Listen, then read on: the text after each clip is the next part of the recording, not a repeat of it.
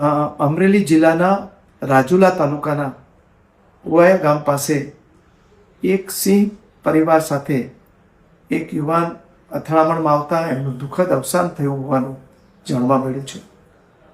જે પ્રમાણે પ્રાથમિક માહિતી મળી છે પ્રમાણે આ યુવાન એક રેસ્ટોરન્ટમાં કામ કરતો હતો અને ત્યાંથી ઓચિંતો જ કોઈ કારણસર નીકળી ગયો હતો અને એ પછી એમના દુઃખદ મૃત્યુના સમાચાર આવ્યા હતા.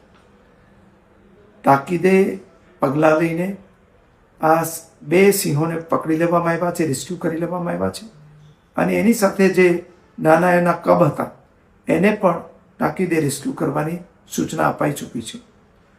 ભવિષ્યમાં આવી ઘટનાઓ ન બને એટલા માટે આ વિસ્તારમાં ટ્રેકોરની સંખ્યા વધારવા માટે પણ સૂચના આપવામાં આવી છે.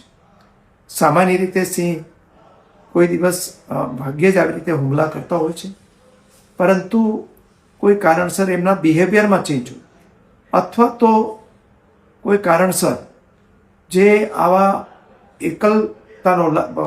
એકલતાને કારણે પણ ક્યારેક આવી ઘટના બનતી હોય છે. એટલે વન વિભાગ પણ આ બાબતમાં ખૂબ સાવચેત રહીને પગલાં લઈ રહ્યો છે. વન વિભાગની સૂચના અનુસાર વર્તવા માટે મારી નાગરિકોને પણ હાથ જોડીને વિનંતી છે અને આગામી દિવસોમાં આવી ઘટના ન બને એ માટે જે કોઈ કાર્યવાહી કરવી પડશે એ કાર્યવાહી કરીશું.